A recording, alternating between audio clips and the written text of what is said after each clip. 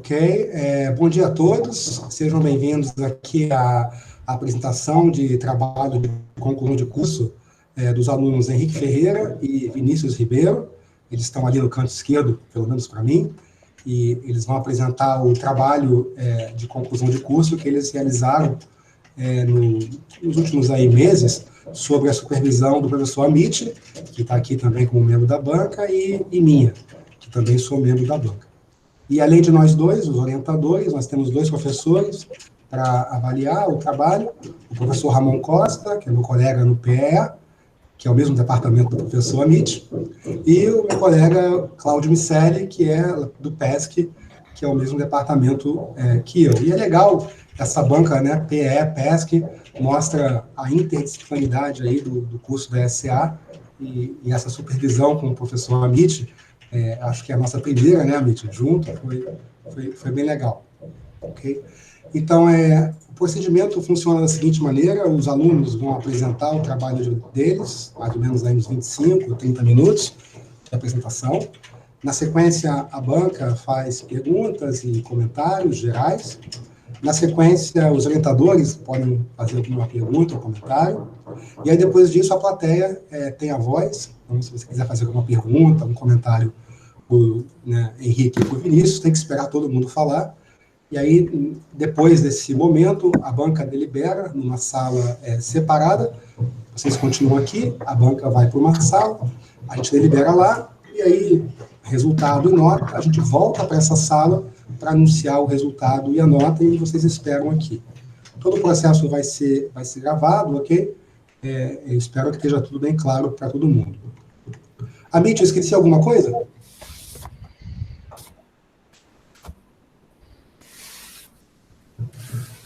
Eu não ouvi. Esqueci? Está tudo certo?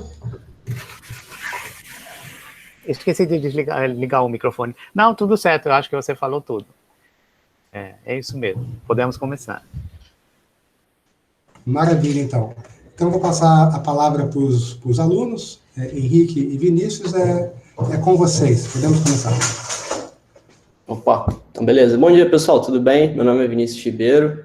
Vou apresentar hoje, junto com o Henrique Ferreira Júnior, e sob orientação da Mitba e do Daniel Raton, nosso trabalho de conclusão de curso chamado Design and Construction of a Mobile-Based Robot Brainiac for Evaluating Monte Carlo Localization Algorithm. A nossa motivação, né, é que atualmente a robótica está mudando de forma disruptiva a sociedade e empresas, né. Um grande exemplo é a Amazon, atualmente chamada Amazon Warehouse, que está utilizando robôs na aplicação na cadeia de distribuição logística deles, ou seja, eles têm uma grande cadeia de distribuição e eles estão usando os robôs de forma autônoma para pegar um produto e levar de um ponto A para o ponto B. E os robôs são sistemas móveis que possuem a capacidade, né, de se mover dentro de um ambiente. E eles precisam ter o conhecimento da sua localização para poder realizar essas tarefas para as quais eles foram programados, né? E é muito importante, como eu mencionei, a capacidade do robô saber aonde que ele está dentro de um ambiente, para ele consiga, baseado numa política ou numa programação que existe dentro dele, realizar as tarefas para a qual ele foi construído. E existem dois tipos de problemas de localização, que é o rastreamento local e a localização global. No rastreamento local, o robô tem as coordenadas relativas ao eixo de referência dele próprio, ou seja, ele sabe o quanto que ele andou desde a posição inicial que ele estava, e a referência é o eixo inicial, é o referencial inicial dele. É robusto a erro de odometria e não é robusto ao problema de sequestro de robô, onde eu pego o robô, coloco ele em outro lugar, para ele vai achar que ele ainda estava naquele referencial inicial, mas ele já mudou de posição. E um problema que a gente vai atacar aqui é o problema de localização global, onde fornece as coordenadas absolutas do robô em relação ao ambiente externo, sendo robusto a erro de odometria, onde o robô não precisa saber sua posição inicial, que é muito importante, e também é um problema, uma abordagem que é robusta ao problema de sequestro de robôs. Bom, para se localizar globalmente, né, o sistema mais utilizado é com GPS, né, que tanto nós, seres humanos, utilizamos, quanto pessoas e, né, robôs também. Então, por exemplo, para navegar numa cidade, a gente utiliza GPS para ir de um ponto a outro, como também drones hoje em dia conseguem utilizar basicamente o GPS para realizar diversas tarefas de navegação. Porém, o GPS ele é muito limitado, né? A gente tem uma resolução aí de cerca de 1 metro, sendo ainda pior dentro de edifícios ou no subterrâneo. Então, como é que a gente pode fazer sem o GPS, né? Utilizar pontos de referência, que é basicamente o que a gente fazia antes de existir essa tecnologia, né? Então, por exemplo, se tiver um prédio na esquina da rua em que você tenha morado 10 anos da sua vida, apenas olhando para esse prédio, você vai reconhecer que esse é o prédio da esquina da rua que você morava há 10 anos da sua vida. E suponha que aqui tem essa escada com esse poste, que era o caminho que você pegava para ir para o trabalho todo dia. Então, imediatamente olhando, você também reconhece. E a gente tem pontos de referência que são reconhecidos pelo mundo inteiro, né? Como a Estátua da Liberdade. Apenas olhando essa imagem, você já poderia dizer que essa imagem aqui foi tirada lá em Nova York. Porém, nem tudo é tão simples, né? Se a gente imaginar, por exemplo, todas as réplicas de Estátua da Liberdade que tem ao redor do mundo, assumindo que todas elas sejam idênticas entre si, né? Apenas olhando a estátua, a gente não conseguiria dizer onde é que nós estamos, né? Porque tem uma réplica aqui na Barra, tem a réplica lá em Paris, e apenas olhando pela estátua, ela sendo idêntica a várias outras que tem no mundo, a gente não conseguiria dizer. Precisaria de outras informações, como, por exemplo, algum outro ponto de referência perto. Poderia ser, sei lá, aqui tem uma padaria do lado dessa Estátua da Liberdade, e no mundo inteiro, a única estátua que tem a padaria do lado é essa daqui. Então a gente conseguiria saber.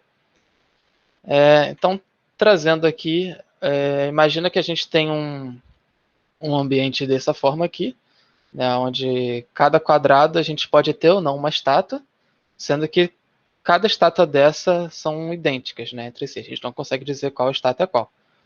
E aí o robô navegando por esse ambiente, ele vai identificar esses pontos de referência, que nesse caso é a estátua, e tudo que ele vai conseguir saber, o robô, é se ele está ou não num espaço que tem uma Estátua da Liberdade. E aí a ideia é que o robô, explorando esse ambiente, identificando várias estátuas e a ausência delas, ele consiga identificar qual que é a sua localização. Bom, então trazendo para o modelo que a gente utilizou nesse trabalho, em vez de estátuas, a gente tem quadrados pretos e brancos, que representa, né, um bit de informação. E aí o que o sensor do robô vai ler é 0 ou 1, né, para o preto ou para o branco. E basicamente essa ideia, onde no final, explorando esse ambiente, o robô ele consiga saber a sua localização global, né, ou seja, em coordenadas aqui do mapa. A solução para esse problema de localização, a mais utilizada, é o Monte Carlo Localization, que, bom, não tem a ver com o cassino de Monte Carlo, né? O que é esse Monte Carlo Localization? Ele é um algoritmo para o robô se localizar que utiliza filtro de partículas e ele resolve o problema de localização global usando justamente esses pontos de referência. O algoritmo ele precisa de um sensor que vai identificar esses pontos de referência, que no nosso caso vai identificar se o chão é preto ou branco. Ele precisa se deslocar para poder explorar esse ambiente e conseguir identificar esses pontos de referência. Além disso, é super necessário um mapa, onde o mapa que diz aonde que está cada ponto de referência, e isso permite a localização. E por fim, também um modelo, né, onde o modelo está dentro dele toda a questão de ruídos inerentes, erros, como que funciona a física do robô nesse deslocamento e tudo mais. O algoritmo ele é iterativo, então no começo a gente tem a leitura da odometria, que é o deslocamento que o robô realizou, e a leitura do sensor de reflectância, que vai dizer se o chão é preto ou branco. E aí com essa leitura do deslocamento, há a movimentação das partículas. Então, nós temos diversas partículas que vão se mover conforme o robô se move. E a gente também calcula a probabilidade da medida, né, desse sensor aqui, que vão ser os pesos de cada partícula. E a ideia é a gente reamostrar onde as partículas com mais peso, elas têm mais chance de ser escolhidas. E a ideia é que conforme isso daqui vai acontecendo várias vezes, né, iterativamente, as partículas elas vão se concentrando, né, mais ou menos perto da onde é a localização do robô, né, e essa concentração a gente chama de local estimado. E, bom, dentro do algoritmo a gente pode destacar vários fatores que influenciam a sua performance, né, uma delas o mapa, onde a gente tem primeiramente aqui a resolução, que seria o tamanho daqueles quadrados, né, no mapa. Poderia ser, por exemplo, um quadrado de 10 centímetros, ou poderia ser um quadrado de 1 metro, ou de diversos tamanhos.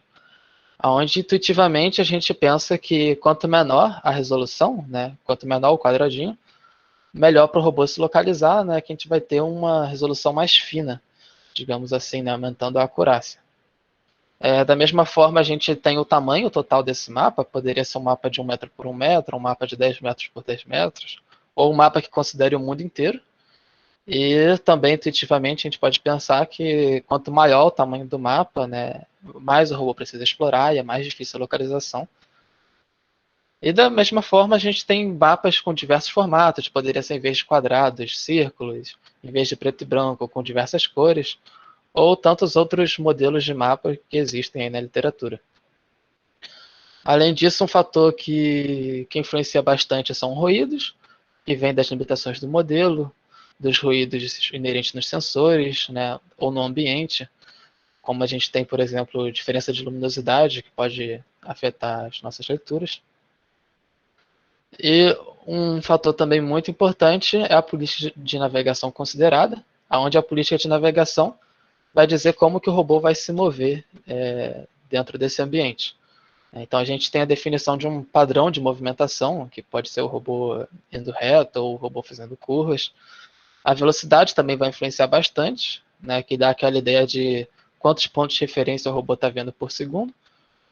E por fim, a gente pode ter diversos objetivos nessa política de navegação. Inclusive, um objetivo pode ser melhorar a performance do algoritmo, ou seja, se movimentar para que o robô consiga se localizar mais rápido. E isso é chamado de Active Localization na literatura. Bom, para analisar esses diversos fatores de influência, a gente construiu um Brainiac, né, que é o nosso robô. A gente elencou 5 objetivos principais desse projeto. O primeiro deles que o Brainiac deve ser capaz de se localizar usando o MCL, né, o filtro de partículas.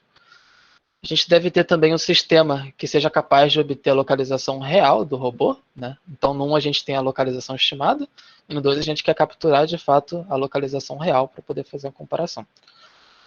Aqui a gente também precisa ter um ambiente de simulação que analise diferentes mapas rapidamente, para a gente conseguir avaliar o desempenho do MCL em diferentes cenários, né, variando diversos parâmetros. E, por fim, esse projeto ele deve ser acessível, né, e reproduzível por qualquer interessado.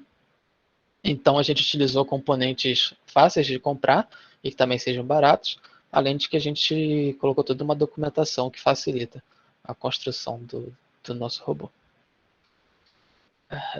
Bem, como eu já disse, foi um robô projetado para MCL, considerando aquele modelo de mapa com quadrados pretos e brancos. Então, a primeira coisa que a gente precisa é um sensor óptico reflexivo que vai detectar se o chão é preto ou branco. A gente também tem motores com encoders, então permite o deslocamento do robô, além da gente também conseguir medir, né, qual que foi essa distância deslocada. E a gente também conta com IMU e magnetômetro, que além de dar uma medida de orientação, ele também pode ajudar a gente a obter uma medida de deslocamento mais precisa. Aí a gente tem um videozinho aqui do nosso robô, andando primeiramente aqui para frente e para trás, depois com movimentos mais curvados. Isso aqui só para mostrar que a gente construiu ele e ele de fato funciona. E vai lá, Vini. Então, pessoal, justamente para a gente construir o robô e ele ter todas essas capacidades de atingir nossos objetivos, a gente procurou, principalmente na literatura técnica, né, dos artigos, e também na indústria, quais eram os frameworks que eram utilizados para desenvolver sistemas robóticos, né? E o ROS é o framework open source mais utilizado na indústria e nos papers que são publicados em relação à robótica, porque ele permite a construção de aplicações que se intercomunicam através de mensageria. Ou seja, você tem aplicações desenvolvidas em C++ e Python para cada um dos módulos e componentes do robô, e eles conseguem se trocar mensagens, o que é essencial para o nosso caso. E também a gente utilizou o Gazebo, que é um ambiente virtual, onde a gente consegue trazer toda a modelagem, capturar todos os parâmetros reais do robô e levar para uma modelagem onde a gente tem nesse ambiente toda a engine de simulação dinâmica. Ou seja, tem gravidade, tem atrito, tem drift, tem interação entre corpos rígidos e tudo mais. E esse aqui, a gente tirou algumas fotos, né, e também está mostrando algumas visões do nosso robô real versus o simulado. A gente pode ver aqui que a gente vê o motor, a bateria de 12 volts, o sensor de reflectância, o Arduino, a bateria de 5 volts, os drivers do motor, a Raspberry Bell e o MU. E é importante dizer aqui que a gente teve que fazer a aferição de praticamente todas as dimensões, de todas as partes, para a gente ter uma reprodução fiel ao robô real no Gazebo. Então, a gente teve que calcular também os momentos de inércia, temos que também declarar os tipos de juntas que foram feitos e como havia a interação entre os corpos rígidos na simulação. E para a gente realmente atingir nosso objetivo, a gente começou a tratar de experimentos. A gente teve algumas políticas de navegação, foram 3 padrões de movimentação diferentes explorados. Para o nosso mapa, a gente tem 3 diferentes resoluções de mapa analisado. Para o nosso ruído, a gente teve 2 covariâncias na odometria. E o que a gente fez? Vamos fazer uma permutação de todos esses parâmetros que a gente pode variar para a gente fazer uma análise de sensibilidade da performance do nosso algoritmo em relação a cada um desses parâmetros, desses fatores, né? Então, no total, foram 18 experimentos realizados. Devido à Covid, infelizmente, a gente está passando por uma situação, uma crise sanitária e pública, a gente teve que fazer os experimentos simulados somente no Gazebo. A gente construiu o robô real, só que a gente tentou diversas vezes se reunir, tentou acessar o laboratório, mas, infelizmente, a gente não conseguiu. Então, a gente tentou trazer toda a fidelidade do robô real para o ambiente e simular exaustivamente no nosso ambiente virtual, que é o Gazebo. E a nossa métrica de desempenho é o erro euclidiano entre a posição real e estimada. Então, a gente pega no Gazebo, simula ele real, faz uma simulação virtual, na verdade, no Gazebo, e a gente roda o algoritmo e vê se o algoritmo tem a capacidade de dar uma posição estimada muito próxima da real na simulação do ambiente virtual. Ou seja, a gente pega essa diferença numa norma euclidiana. Esses são os nossos mapas, como o Henrique já tinha falado previamente. A gente tem um mapa aqui com uma resolução, os quadradinhos de 0,1 metros, com 0,05 metros e 0,025 metros. Então, vocês podem ver que aumenta o número de quadrados com o aumento da resolução. Show. E aí, falando um pouco sobre os padrões, a gente tem o padrão de movimentação quadrado, o padrão escada e o padrão circular. Esses são pontos reais que foram capturados na simulação, né?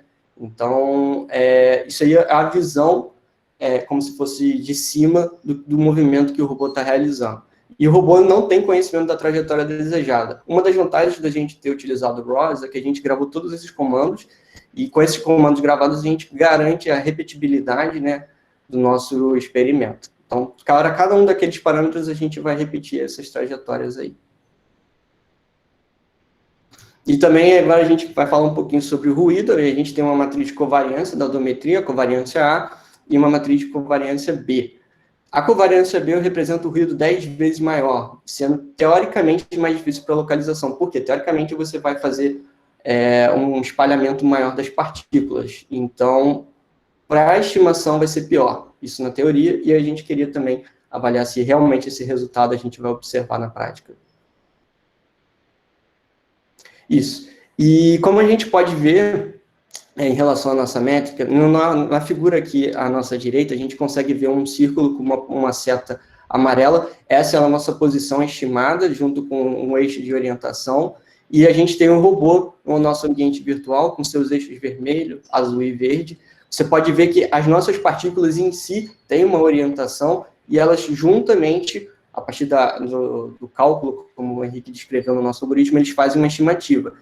E a diferença entre a posição desse robô com o centroide dessa esfera é a nossa métrica, é o erro, né? Que é a distância entre a posição estimada e a posição real. Como a gente pode ver aqui na figura, é a norma euclidiana, onde P é a posição do robô e Q é a posição estimada pelo MCL no mesmo instante de tempo. Agora a gente aqui tem um vídeo da demonstração de como funciona o algoritmo. Pode parar rapidinho? Então, nesse vídeo a gente pode ver que as partículas... Opa. Beleza. Nesse vídeo a gente pode ver que as partículas inicialmente estão se distribuindo sobre os pontos pretos. Desculpa. Beleza. Na esquerda a gente vê as partículas se distribuindo, né, inicialmente sobre o grid preto, né, todas como se fossem os quadrados pretos, porque o robô inicialmente estava no quadrado preto. E aí o robô começa a se mover na figura da esquerda, né, e aí a gente consegue ver que o círculo rapidamente ali, onde está a posição estimada, converge para a posição real do robô, sendo simulado no gazebo.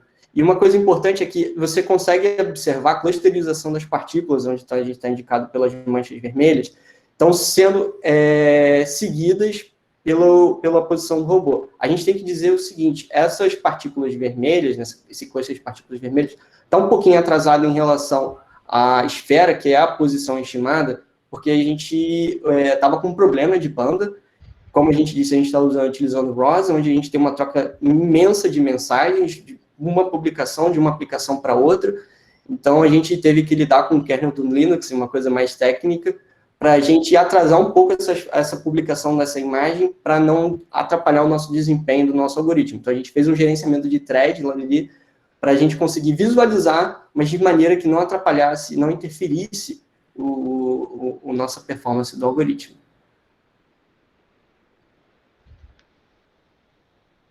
E aqui a gente pode ver os nossos resultados para covariância A. Em cada um desses gráficos aqui, vindo da esquerda para a direita, a gente tem ali o padrão quadrado, padrão escada e padrão circular, onde que no eixo vertical a gente tem ali a norma, né, o Euclidean Error from Particle Filter, ou seja, a gente tem aquela norma que eu acabei de mencionar, e no eixo horizontal a gente tem o tempo de iteração do MCL. Por que a gente preferiu utilizar? Porque dependendo do sistema, por exemplo, se eu estiver simulando no computador A, computador B, ou processador B, há uma diferença em relação ao tempo, em segundos. Então, a gente preferiu focar no índice de interação, no MCL Iteration.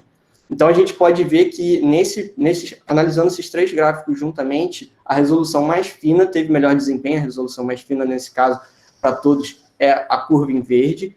E o padrão escada, entre esses padrões, também teve o melhor desempenho. A gente pode ver ali no meio, o Henrique está até mostrando que o padrão escada, vocês podem ver que atinge um erro muito baixo nas nossas curvas. E também ocorre a convergência. Os resultados para a covariância B, lembrando que a covariância B era 10 vezes maior, né? E a gente já esperava que o algoritmo fosse pior, e os gráficos mostram isso para a gente. A resolução, nesse caso, a resolução mais grossa teve o melhor desempenho, que nesse caso é a curva em azul.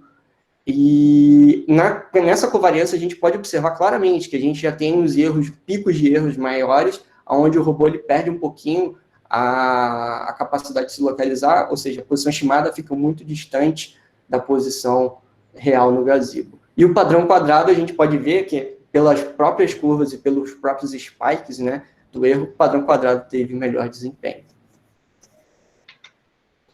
Beleza. Aqui, como a gente tinha mostrado lá no início, a gente mostrou lá o padrão de movimentação. Aqui a gente quer mostrar novamente o padrão de movimentação para resolução de 0,1 metros, sendo que na primeira linha dessa matriz, né, a gente pode ver são os resultados para covariância A para diferentes tipos de padrões. E na segunda linha, a gente tem os resultados para covariância B para diferentes padrões. Como a gente mostrou anteriormente, aquele era um gráfico do erro. O gráfico do erro significa que uma posição estimada está diferindo da posição real. E aqui a gente trouxe para vocês, para poderem ter essa capacidade de visualizar o que era esse erro, o que é o erro. Então, vocês podem ver que as pontinhos vermelhos são a posição estimada e os pontinhos pretos são as posições reais no gazebo. Então, você pode ver claramente que na linha de cima, os padrões tendem a ter os pontos vermelhos muito próximos dos pontos pretos, enquanto nos gráficos da linha de baixo, os pontos vermelhos eles começam a divergir bastante, né? Tem um afastamento, um shift dos pontos pretos. Bom, concluindo, né, o que a gente pode observar é que a gente tem resultados muito bons para a covariância A. Então, o nosso melhor caso aqui foi para esse padrão de escada com a menor resolução, de 0,25. Onde a gente teve uma média aqui do erro de 0,17, que é inclusive menor do que essa resolução aqui de 0,25, ou seja, a resolução, no fim, né, ela foi menor do que a resolução do quadrado, né, mais fina, então foi mais preciso. A covariância, ela é um limitante para o desempenho do MCL. Então, por exemplo, o melhor caso da covariância B, né, já teve aqui de aproximadamente 0,30 na sua média do erro, sendo bem pior do que o melhor caso para a covariância A. E, em geral, o que a gente vê é que a covariância A, quase na sua totalidade, foi melhor do que usando aquela covariância 10 vezes maior, que é a covariância B. Além disso, o que a gente observa é que os parâmetros que foram ótimos para um determinado valor de ruído são diferentes para outros valores. Então, aqui a gente teve o melhor padrão de movimentação sendo o de escada, aonde para a covariância B o melhor padrão de movimentação foi o quadrado, né, que são aquelas linhas retas. Então, o que a gente viu aqui é que se movimentar menos acaba sendo, entre aspas, melhor aqui, quando a gente considera mais ruído. E da mesma forma, a resolução foi o contrário. Aqui a gente tinha a resolução mais fina sendo melhor, e no caso, para a covariância maior, a resolução maior, né, de 0,1 aqui, teve o melhor desempenho. Isso mostra, então, que para uma covariância fixa, a gente consegue, de fato, encontrar quais que são os melhores fatores, porém, a gente não pode afirmar isso para toda a covariância, né? Isso depende dos ruídos que estão inerentes a esse sistema. Exatamente. E complementando aqui o Henrique, como a gente trouxe lá na nossa motivação, então, por exemplo, uma aplicação robótica onde você tem ali um armazém e você quer que o robô vá de um ponto A a um ponto B, leve um produto A para o produto um ponto B, é de suma importância você poder utilizar robôs autônomos ali, onde eles utilizam esse... Ele consegue se localizar utilizando esse algoritmo, saber até com uma precisão maior do que, por exemplo, o mapa desenhado no chão, como no caso da covariância A, e aí ele consegue realizar as tarefas dele, que é do ponto A para o ponto B, porque a partir de determinado momento, como a gente mostrou ali no gráfico, ele vai ter certeza com a faixa de erro de onde ele está. Então, a gente consegue validar que isso é uma aplicação real e segue a teoria. E o mais importante é que, dependendo da covariância do robô que você construiu, utilizar para essa aplicação, você consegue mudar o tipo de padrão ou consegue adequar o seu padrão de movimentação para a tarefa que você quer alcançar. Esse projeto foi muito legal de fazer, a gente teve mais de 250 commits no nosso repositório e a gente desenvolveu mais de 9.700 linhas de código, foi bem desafiador. Né, Henrique? É isso aí, dá um trabalhinho. Então, é isso, galera. Muito obrigado a todos que assistiram. Muito obrigado. E esse link aí pode ser acessado, né? A gente disponibiliza praticamente toda a documentação do projeto. É um repositório onde vocês veem todas as características do robô e tudo que pode ser encontrado lá. Até mesmo o nosso código que está em repositório público. Valeu, gente. Muito obrigado. Ok, obrigado aos dois, ao Henrique e ao Vinícius pela apresentação. Ok, foi muito bom. Vou passar a palavra para os membros da banca. Ramon, que é do PE, e começar agradecendo, né, a participação dele aí, da banca dos dois. Esse modo remoto de trabalho acaba sendo muita atividade, né, ele acaba sobrecarregado, então é bom, foi muito bom você ter aceito participar justamente antes aí do começo do período letivo da graduação na semana que vem. Então, Ramon, com você. Obrigado novamente.